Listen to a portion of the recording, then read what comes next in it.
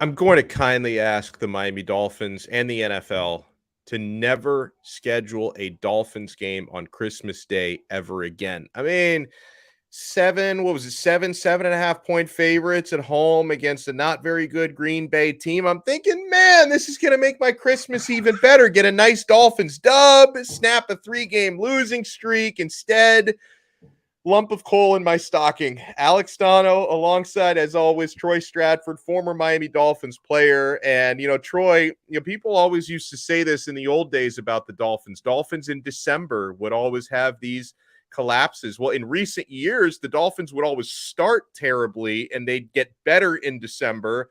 I think we're now looking like the Dolphins of old. Now we've got the December collapse in full effect. 4 weeks in a row, we're sitting here just with a bad attitude because the Miami Dolphins have not played well. They simply has not played well. They've been in every game.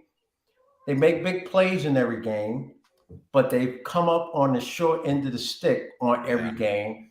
And on Christmas, I gotta be honest, I didn't see the first half. I was in the car driving up north, so I was listening to the game, Sirius or satellite, whatever it is. I'm listening to the game. I hear the Miami Dolphins broadcast, and I was feeling good about myself. Feeling good about myself, saying, "Oh, this is going nice." Miami Dolphins, big plays. They actually put their defense in bad situations early on in that game, special teams wise, which was Yeah. horrible. Special The, the, the teams wise. first the first Green Bay drive started at the Dolphins 9. Oh, I thought it was the 6. So It okay. might have been. I know it was inside the 10. It was No, it I was think you're something right. like that. I think you're right. They weren't that bad since it started on the 9. And, I thought it was the 6. But they give up a 93-yard kickoff return, right? After scoring a field goal themselves. Jason Sanders missed the field goal later on in the ball game. Yeah. Miami Dolphins have, and you cannot win. I don't care what level of football you're playing. Okay, maybe high school. You can't turn the ball over 4 times in the game. Okay, you just cannot turn the ball over 4 times in a row. And we were doing a little recap of the game. They had the fumble by Raheem, right? Yep. They go into the half after giving up more points. They come back. I think they ended up punting their first drive in the second half. Then we had interception, interception, interception. 3 interceptions in a row from Tua. And it could have been a fourth one. He threw that one to, I don't know if you recall, to Tyreek Hill, and he had 5 guys around him. But thankfully, the ball was not intercepted by the Green Bay Packers. And this was a Green Bay Packers team that has a lot of questions about themselves. And you could bet that, we talk about Miami Dolphins having to host teams down here in South Florida. It wasn't a steamy, hot day because the entire nation has been blanketed with cold weather. Yeah. I mean, we've been lucky down here. Up north is like absolutely ridiculous. But I'm sitting there saying the Green Bay Packers were happy as hell to be down here in Miami. It was 7 degrees in Green Bay. Kickoff time for the Miami Dolphins Green Bay game down here. So it was like a summer day for those guys from Green Bay. So they were feeling good about themselves. But the Miami Dolphins gave them opportunity after opportunity after opportunity. And I'll say it again, the turning point in that game was the fumble right before the half because the Miami Dolphins were getting ready to go up 3 scores, and that game would have been over. I'm sorry. It would have been over. So the flip side is the Miami Dolphins, they give up the ball. Green Bay, they score a field goal right before the half. They come back out. They score again. And the Miami Dolphins shut out for the entire second half. No points, no rhythm, nothing going on. And right now, they got to be scratching their heads, sitting there saying, what the hell do we have to do to win a football game right now? Well, and that performance is why I do not believe in moral victories where, Troy, the previous week against Buffalo, You remember Tua like smiling in the post-game press conference, how well we played. And a lot of Dolphin fans are like, yeah, well, we were so competitive in Buffalo in the snow. Look how close we were. Dude, I do not wins in law. I do not believe in moral victories. I believe in victories. Like for everyone, it was like, yeah, that was a quality loss. I heard people throwing around such a loser term. That was a quality loss. Oh, did you say that, Troy? I was one. I was sitting there saying, and I said though, Donald, I said, I think this is the first time I've ever found myself saying, all right, they lost, but I'm all right with the loss. They played well. And I'm like, later for that, you got to win games. Just win or lose. There is no, oh, we lost, but we played well. Forget that. You got to win the game. So they followed up their quality loss with just one of, just a terrible, terrible defeat, and now a 4-game losing streak. And also, I feel like some Dolphin fans deserve the karma, because all week long, everybody's complaining about how come our quarterback was the top fan vote getter and he doesn't get into the Pro Bowl. And that's all everyone's complaining all week. Tua didn't get to the Pro Bowl. Well, did he look like a Pro Bowler yesterday? First half, he looked really good. Yes, he did. Tremendous first half. Fourth quarter, three consecutive interceptions. They played 2 halves, 4 quarters, and he did not show up in the 4th quarter. And during this losing streak, Troy, this 4-game losing streak, courtesy this stat, I saw this on DolphinsWire.com. Tua has completed just 52.6% of his passes with 984 yards, 6 touchdowns, and 5 interceptions with an 80.5 passer rating. His passer rating in the 4th quarter yesterday was only 33 points better than me. 33 was his passer rating in the 4th quarter yesterday against the Green Bay Packers. Actually, it was better. He just had completions to the other team. Like they factor that in. That they better than Aaron Rodgers. He was better than Aaron Rodgers in the 4th quarter, throwing to Green Bay players. Goodness, that is unbelievable. Was it? That's crazy.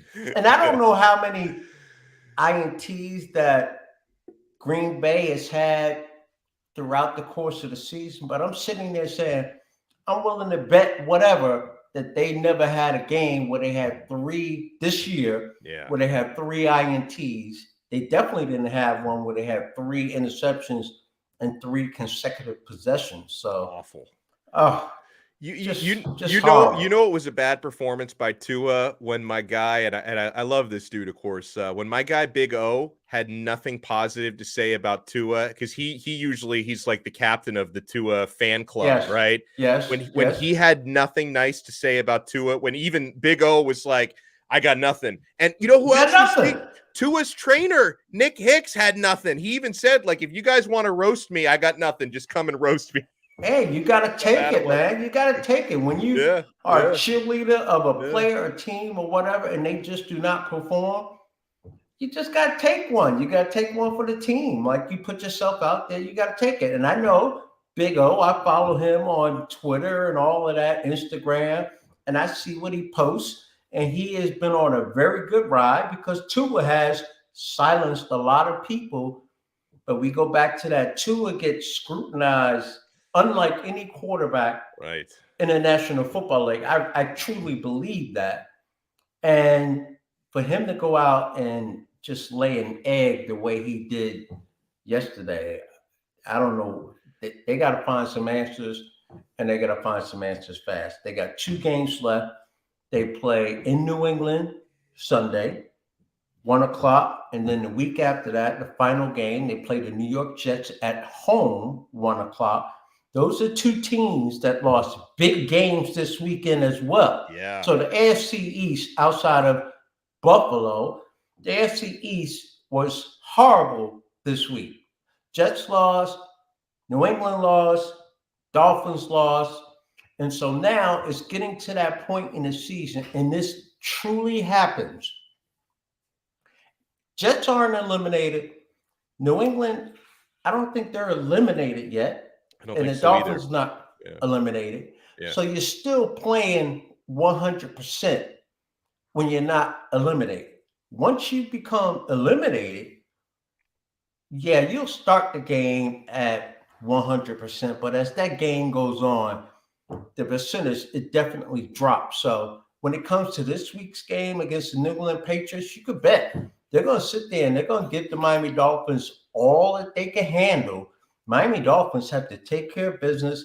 Yeah. You talked about 62% that the playoff chances Yeah, for the it's Miami actually Dolphins are. 67. I'm looking at it now. It's crazy. Like, no Okay. matter how much this team tries to shoot themselves in the foot, they're still in the driver's seat to make the playoffs. It's Right. 67% according to 538.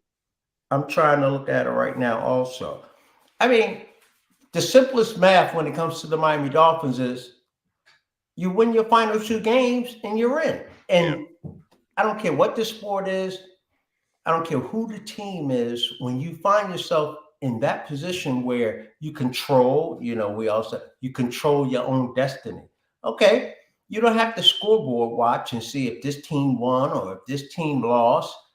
You go out, you take care of business, you win your final two games, and then we will forget about the 4-game losing streak. We'll forget about the 3-game losing streak early in the year.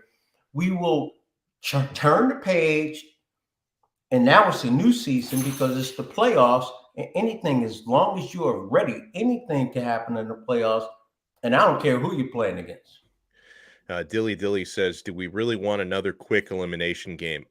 Dude, I just want to be in the playoffs. I don't even like. Yes. Obviously, Yes. I don't want to be eliminated. Like, I want to get in the playoffs. I want to win a wild card game. I want to win a divisional game. I want to win the AFC Championship. I want to win a goddamn Super Bowl for the first time since before I was born.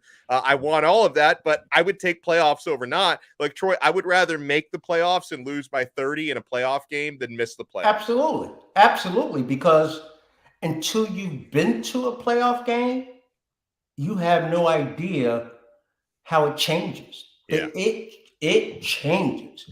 Everyone is a step faster. Everyone is a little bit healthier. Like all of a sudden you feel good. You know what's at stake, what's on the line. The game is totally different. Uh, every decision that the coach makes in a playoff game is magnified, I don't know, 1,000 times. It has an impact on the football game. So it is absolutely imperative that the Miami Dolphins, because it's still a young team, that the Miami Dolphins actually get into the playoffs. Once they get there, then you formulate a game plan and you try and pull it off and you try and win the game. But you have to get there because nothing like getting a little taste of something. You get a little taste of the playoffs, right? You get a little bit of that little strawberry in your mouth. Then you're like, oh, I like this.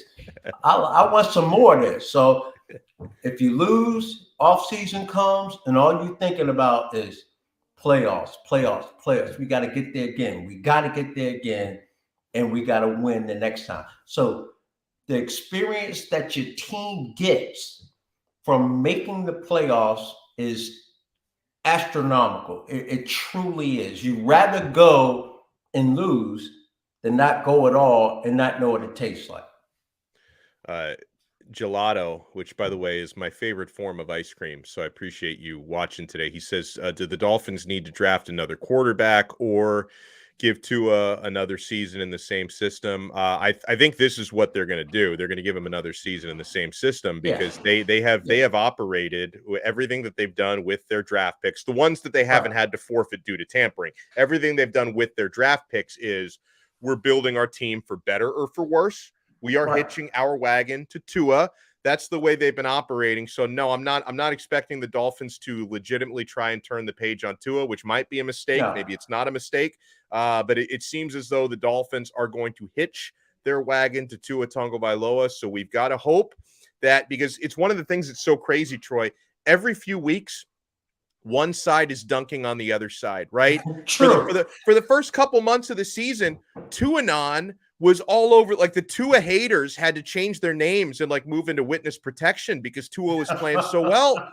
And then in the last month, the Tua lovers are like, yeah, I got nothing. This guy stinks right now. And then the Tua haters, all of a sudden their Twitter accounts are active again and they're dunking on the Tua lovers. There's so many ebbs and flows with this guy. Some weeks he looks like an all-pro. Other weeks, it's kind of embarrassing that he was ever a Pro Bowl candidate to begin with, right? So there's so many wild swings with Tua. He obviously deserves probably the most blame for what happened yesterday. I'm also going to put some blame on Raheem Mostert because not only did he have that fumble, I will say that out of Tua's 3 interceptions, 2 of those were almost 100% on Tua, but the second one, Raheem Mostert ran the wrong route. I mean, that was confirmed by Mostert. I don't know if you can get it from a better source than that. Okay. All yeah. right.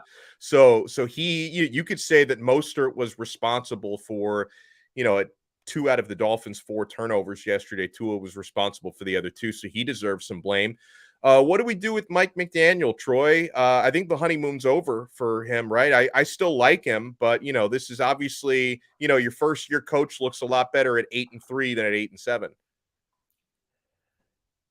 Coach McDaniel is a different breed. I like him as a coach. I like his aggressiveness. His players just have to play. I think he comes up with a good game plan. I really do. The Miami Dolphins will find themselves, number one, they're not moving away from Tua. Next year, Tua is going to be here, and they're going to try and improve even more so around Tua. The luxury when it comes to that is the Miami Dolphins will try and find supplemental players.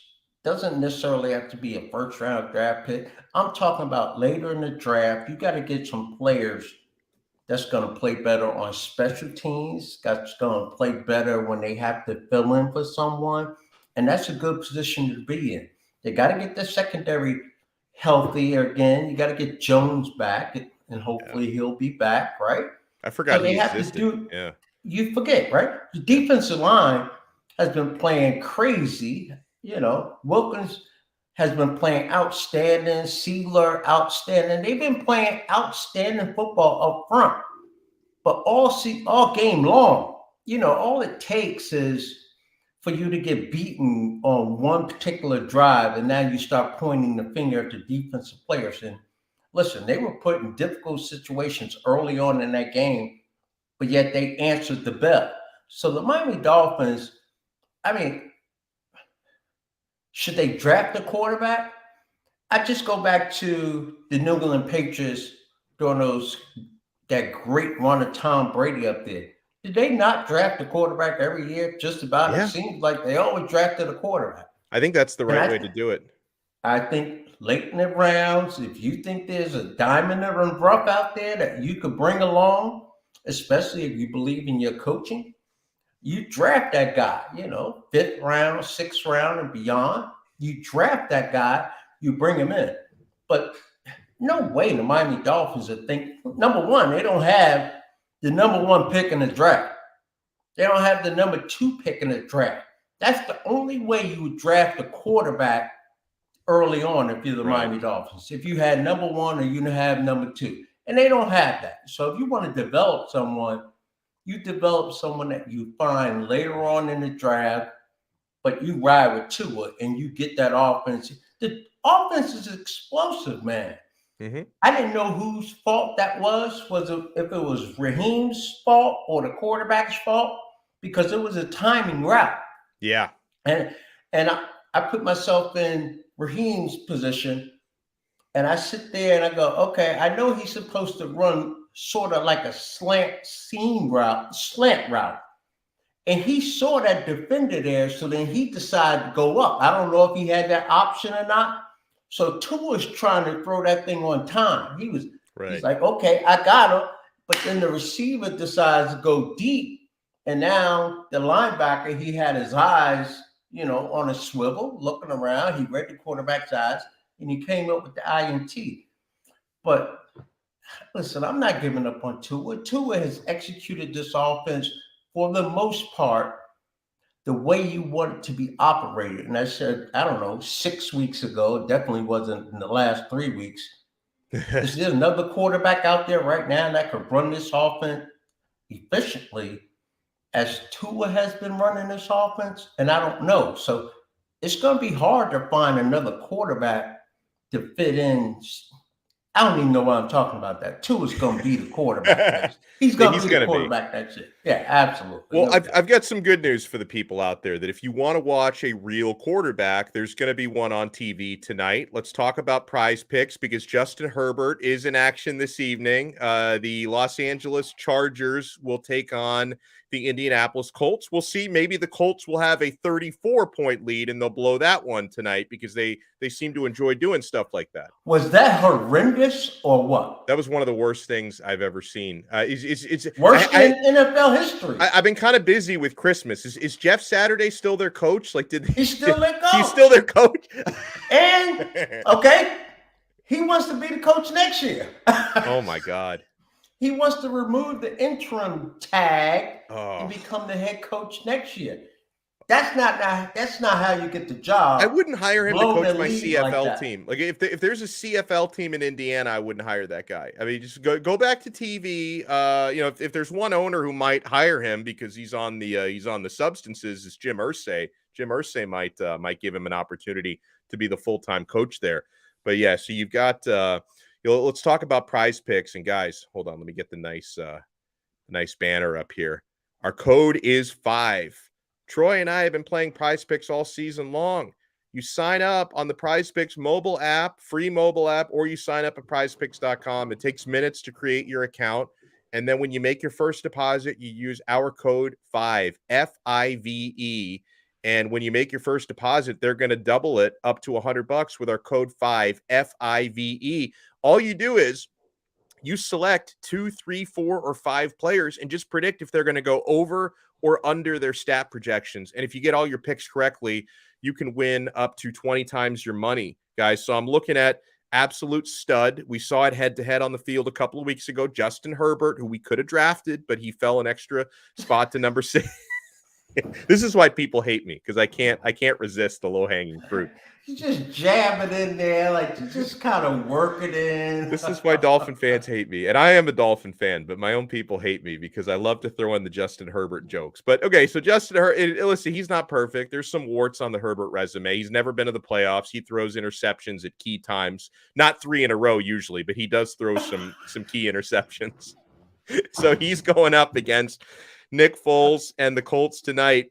So what do you think about this, Herbert? And second half, the Colts are going to give up like 7 touchdowns. Herbert, his over-under for passing yard is 280.5.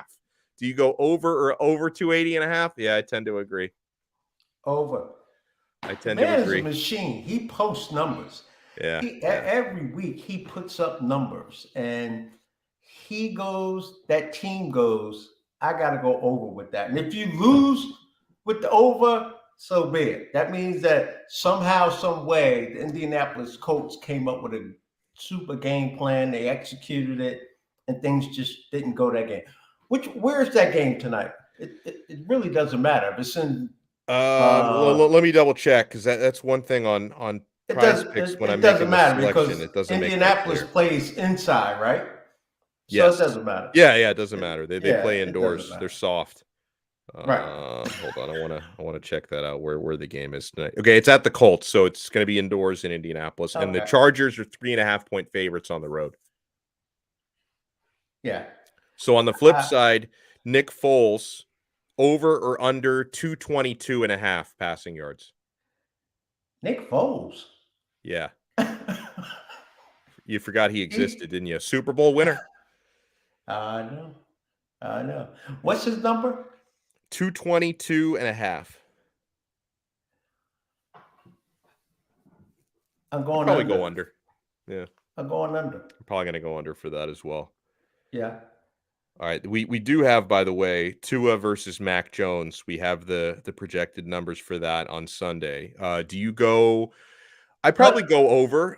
If there's 3 interceptions, I'd probably go over this as well, or over 2.5 interceptions. But for passing yards for Tua, 260.5 passing yards against New England, I'd probably go over. I go over. I like the over. And for Mac Jones, 225. 225.5 under. You're going under for Mac? Yeah, he's bad. He's bad. Both games we got over under. Under. Yeah. We got over with Tua and Herbert. and under with Nick Foles and who? Nick Foles. Oh, and the guy Mac in New England. Jones. Yeah, Yeah, Mac we're gonna go Jones. under. Okay. Man, you talk about. I know I said earlier that Tua is scrutinized like no other quarterback in the National Football League. But Mac Jones is unlike any other quarterback in the league who they were ready to anoint him the next Tom Brady. Yeah. All of a sudden, they're sitting there, booing the young kids. So Yep. Well in deserved sports, those you just boos. got to win. Yeah. You are 100% right, Donald.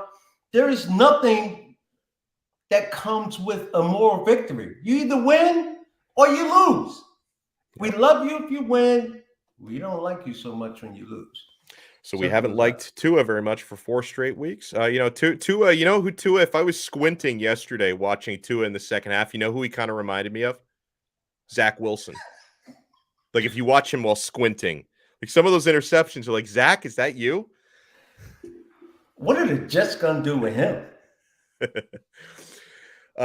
Shoot him to the other side of the galaxy. I think he's a bust. That's another bad situation. Well, especially with Zach, it's like no matter how and I make Tua jokes. I still hold out hope for Tua because one thing about Tua has a great attitude.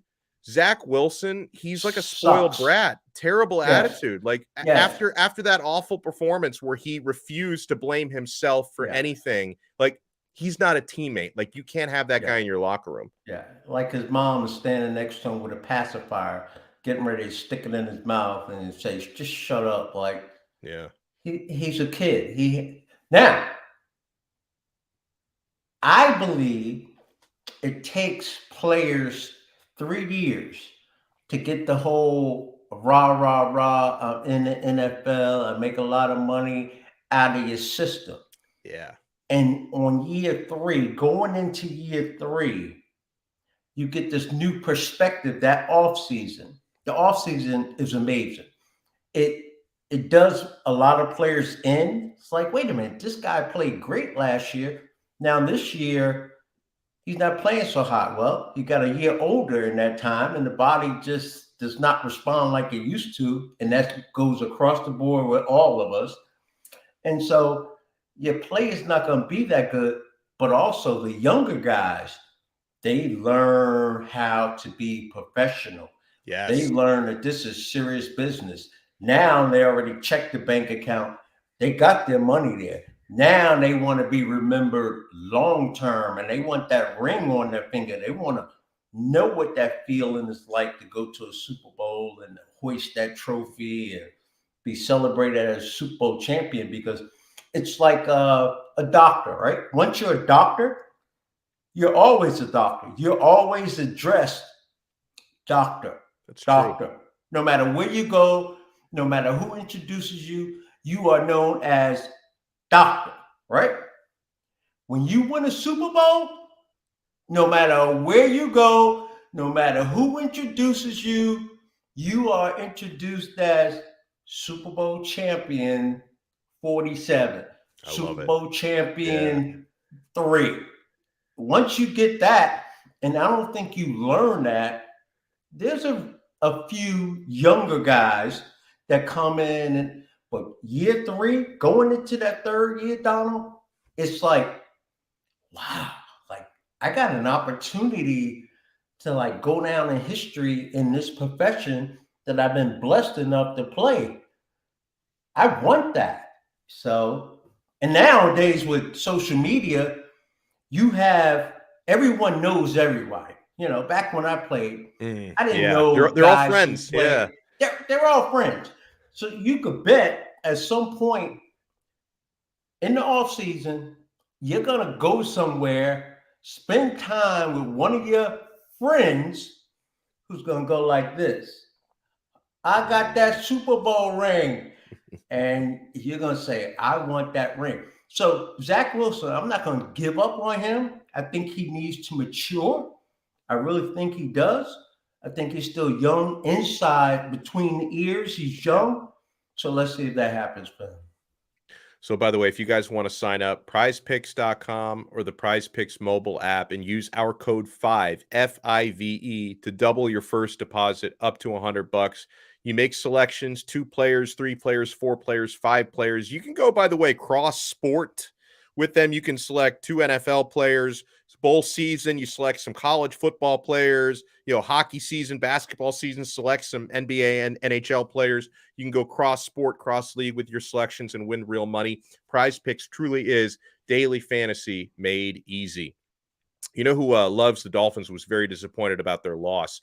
My 4-year-old son, like Troy. I gave him, I think I mentioned this last week, his favorite gift, and it sucks that I couldn't take credit for it because my wife maybe put from Santa like on the card. So and I'm always like, hey, Santa did a really good job finding that gift and spending the money on that gift for you. Wow, Santa's a real hero. So I got him like a kid's Dolphins jersey, shoulder pads that go underneath, and a helmet that he wears. And he is like, he's going around the house right now. We got my sister and her kids are over and her husband. He's basically doing like a Terry Tate office linebacker. Like he keeps tackling his 5-year-old cousin. Like his 5-year-old cousin walking down the hallway. My kid just pops out of nowhere in the Dolphins gear. He's like tackling to the ground. He's a lunatic, my kid. I mean, he wants to play for the Dolphins. So we're going to make it happen in a few years. He's a defensive mentality player in the making. Well, he doesn't understand the whole position thing. So like he wants to throw the ball, catch the ball. He wants to tackle. He wants to kick. Like he thinks he can play every position. He's like very tall, so I want to make him a quarterback if possible. So we're gonna try. I'm gonna try to basically I want him to make because I imagine by the time he's like 22, there's going to be like $billion contracts by that point. So I want my kid to be my meal ticket. Yeah, absolutely. Yeah. And he might like break you off a little.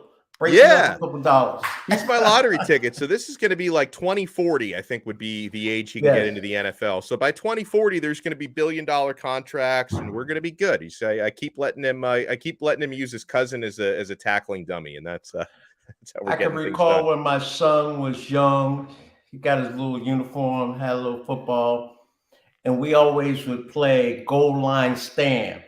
He had to dive over me to get the touchdown. And, I just, as soon as he jumped, I just grab him, put him on but it tickled him for like an hour. I'm like, okay, enough. I bet my kid would love that. I'm going to do that where he tries to like, you got to play that one. Absolutely. That's a great call. So what did I, okay, there's a question I wanted to read here. Hold on. Where are we? Okay. Oh, what about this, Troy, from Devin Jordan? Mike McDaniel is the new Adam Gase 2.0. This guy is a dumb genius on third and short. I don't agree with that either, but tell me why you disagree. No, he's nothing like Adam Gase. Adam Gase sold me the biggest bag of BS. I can remember never before at that moment had I seen a new coach come in, and Coach Gase did something unique. He invited anyone and everyone from the media to a meeting. First time I was in a meeting room since I finished playing football. Here we are at Dolphin facility, the nice facility up there in Davie at the time, and he starts going over game film. And I'm like, I can't remember who was next to me. I'm like, you believe we're sitting here going over game film? Like, I haven't done that in forever. And he is just breaking down what he's going to do, how he sees the game. And I walked out of there like, oh my goodness, the Miami Dolphins got their guy. Okay. They got their guy. I was completely wrong. So he was a great salesman. And I'm not saying he didn't know what he was doing, but we recall shots of him on the sidelines, sitting on the bench, reviewing plays, not coaching the team, not worried about the defense. He was a fluke. Yeah. Coach McDaniel, he is on top of everything that's going on with the Miami Dolphins. And it's not necessarily him. coaches are going to make a bad call, but I say all the time it comes down to execution. And a coach has to know how and what buttons to push to get your team to respond and play. Now, no, the last 4 weeks, he hasn't been able to do that. The Miami Dolphins have come up short when it comes to execution because it's all about execution. I said last week, we never question the plays that work. We only question the plays that don't work. And the reason why a play does not work is because of execution. So the Miami Dolphins, they just got to pay more attention to detail and they got to make those plays. And yeah, you can't turn over the ball 4 times in a football game, 3 INTs back to back, get shut out in the second half. You just can't do that. You're not going to win football games. And I'm sorry, I'm not going to put that on the coach. I'm going to put that on the players. The players got to have that closed door meeting. You know it's happening. I don't know if it happened already or it's about to happen this week. That door is going to be shut where no coaches are allowed in there, no equipment personnel allowed in there, and you're going to hear from the stand-up guys on that. Now, who do you think leads that meeting? It's got to be Tyreek Hill, right? Tyreek Hill. Yeah. He is definitely going to talk more than anyone in that meeting. You know, Tua, he could talk as well, and he, unlike Zach Wilson, he will sit there and say, "I need to play better." You know, and I'm gonna play better. You know, Waddle can stand up and say something. You know, those defensive players, Wilkins is gonna stand up and say something. Baker's gonna stand up. X-Man is gonna stand up. They're all gonna have their say. Yo, fellas, this is it. All of that. We don't want to hear about anyone being out at the nightclub or, you know, at the jazzy club down the street. No partying. It's time to lock in, focus, and let's get this thing correct so we can make it to the playoffs. Well, the Dolphins will try and be better next week, and so will we. I got to cut out a little early because I got to make sure my son hasn't put anybody in a stretcher around the house because he's like he's like lurking around the corners. You walk by it, he's tackling you. He's a lunatic. You're gonna open the door, he's gonna come in like pow. He was actually really upset at me that I had to go back into the office here because he was tackling me in the other room before, so I got to see if he's got shoulder pads and a helmet on. I don't. It's not even fair. Not even fair right now. So play the goal line game, definitely. I've got to show that to him now because he's got his little football. So we're gonna play the goal line stand game. Yes, absolutely. Thank everyone so much for tuning in. Thanks so much to Troy Stradford, who does a great job as always. And thank you so much, of course, to the 5 Reasons Sports Network for hosting us and for 3 yards per carry. Because if you didn't catch all of the video version of the show, the audio version gets posted onto the 3 yards per carry podcast feed. So you can take us with you in the car, on a jog, wherever you go. So huge shout out to Alfredo, Simon, and Chris. We will talk to you guys again next week on another episode of The Extra Yard, part of the 5 Reasons Sports Network.